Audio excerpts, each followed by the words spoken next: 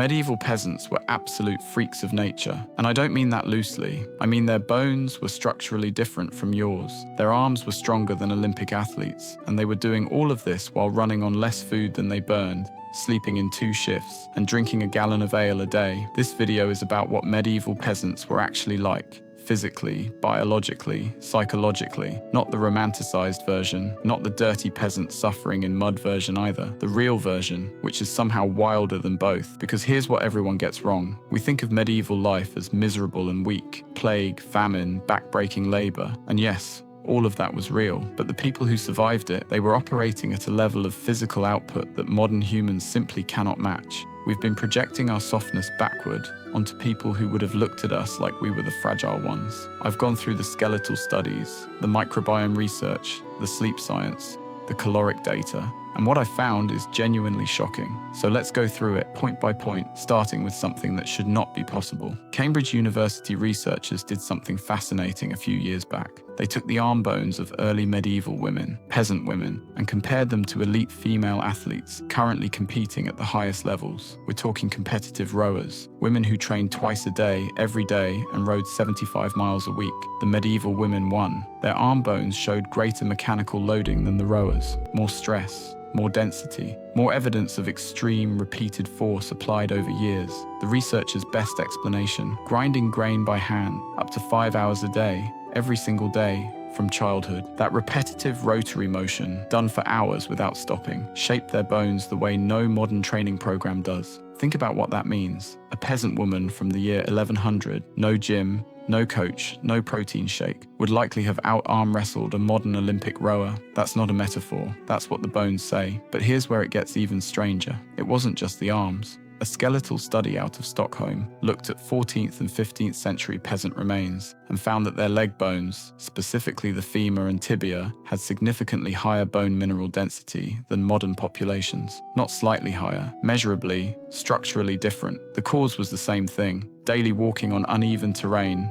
for miles, carrying heavy loads. Starting in childhood, their bodies adapted. Bone responds to stress by getting denser and stronger. Modern humans, who walk on flat pavement in cushioned shoes and sit for most of the day, simply don't generate that stress. Our bones reflect that. They were, as the researchers put it, built different, not metaphorically, architecturally. And then you look at the caloric data, and it gets even more absurd. Researchers estimate medieval peasants burned between 4,000 and 4,500 calories per day. That's more than twice the modern recommended intake. That's what elite endurance athletes burn on race days. And these people were doing it every single day, in all weather, with broken tools. Their diet gave them roughly 3,500 to 4,500 calories, mostly bread, pottage, legumes, and ale. So on many days they were in a caloric deficit, running a negative energy balance while performing some of the most physically intense work humans have ever documented. Now compare that to the average American today. We eat about 3,000 calories and burn around 2,000. We're running a surplus.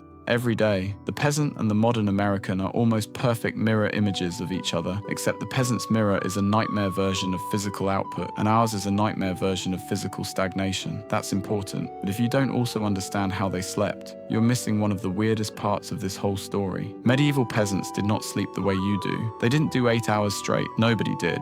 Until the Industrial Revolution forced it on us. They slept in 2 separate shifts. First sleep started at dusk and lasted a few hours. Then they'd wake naturally around midnight, completely alert, for what was called the watch. During the watch, they'd stoke the fire, check on animals, pray, have conversations with neighbors. This was normal. This was scheduled. Then they'd go back to sleep for a second shift until dawn. This pattern shows up in Chaucer. It shows up in medieval medical texts as perfectly ordinary. Doctors of the era actually recommended using the watch period for certain activities because the body was in a particular state of calm. Our consolidated 8-hour block only became standard after electric lighting removed the natural rhythm of darkness. We didn't improve on medieval sleep, we just homogenized it to fit factory schedules. And while we're dismantling myths, the one about peasants working from dawn to dusk, 7 days a week, all year, that one's almost completely wrong. The medieval calendar was absolutely packed with religious holidays, saints' days, feast days, Easter week, Pentecost, the 12 days of Christmas. In France, during the later Middle Ages, workers had roughly a third of the year off. In Spain, reportedly 5 months. The average 13th century laborer works somewhere between 150 and 180 days a year. The average American today works 233. Let that land. The toiling peasant, dawn to dusk, no rest image is largely an industrial era myth. It got projected backward onto medieval life by people who were themselves living through the brutal early years of factory work. The peasant worked hard, brutally hard on the days they worked, but they also had more time off than you do.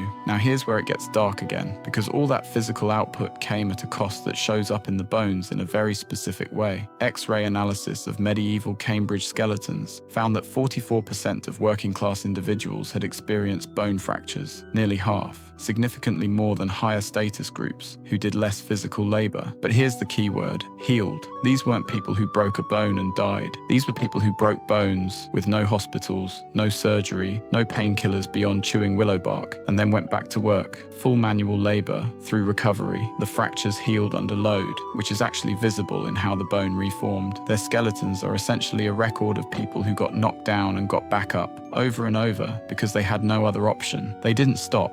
They couldn't. And if the bones are wild, the gut science is on another level entirely. Scientists extracted microbial DNA from medieval latrine sediments. Yes, actual medieval latrines from sites in Riga and Jerusalem, and compared the gut microbiome profiles to both modern industrial populations and modern hunter-gatherer populations. The medieval microbiome matched neither. It was its own category, something no living human population carries anymore. The diversity, the specific strains, the microbial architecture, it was unique to them. Researchers believe this was shaped by fermented foods, unprocessed whole grains, and constant environmental exposure to soil and animals from childhood. Their guts were doing something ours simply can't anymore, and that gut environment likely gave them a form of resilience, immune, metabolic, possibly neurological, that we've permanently lost. If you're finding this as wild as I am, drop a comment below with the fact that hit you hardest. I'm genuinely curious which one lands differently for different people, and if you want to go deeper on medieval biology and history, subscribe, because this is the kind of thing I'm going to keep pulling apart. Now, the ale. A prosperous 14th century English peasant drank 2 to 3 pints of ale daily at minimum. Westminster Abbey monks, who kept meticulous records, were officially allocated a full gallon a day, 1 gallon per person, per day.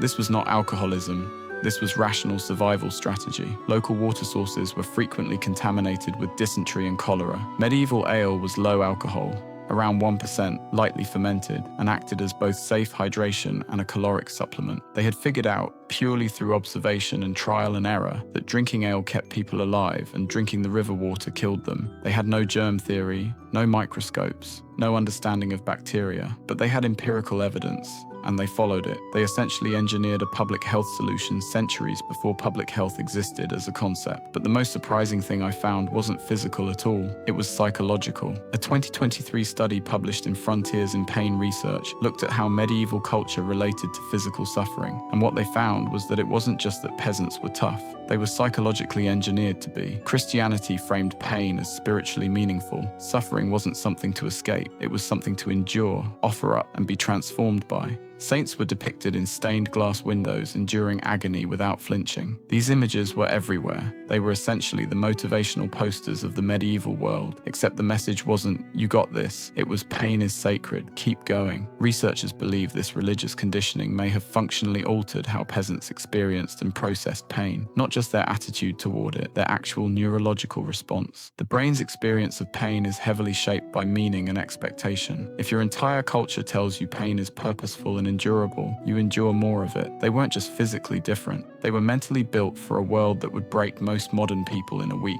So here's the final number, the one that ties all of this together. Medieval peasants worked roughly 1,620 hours a year. The average American in 2017 worked 1,680. After everything, the denser bones, the fractured skeletons, the caloric deficit, the 2-shift sleep, the unique gut biology, the psychological conditioning for pain, medieval peasants actually clocked fewer annual hours than you do. The difference is that every single hour they worked was at near maximum physical output, outdoors, in all weather, with broken tools and broken bodies and no painkillers and no sick days and no ergonomic chair waiting for them. Modern work is more hours of a much softer thing. Medieval work was fewer hours of something that would destroy a modern person's body in a month.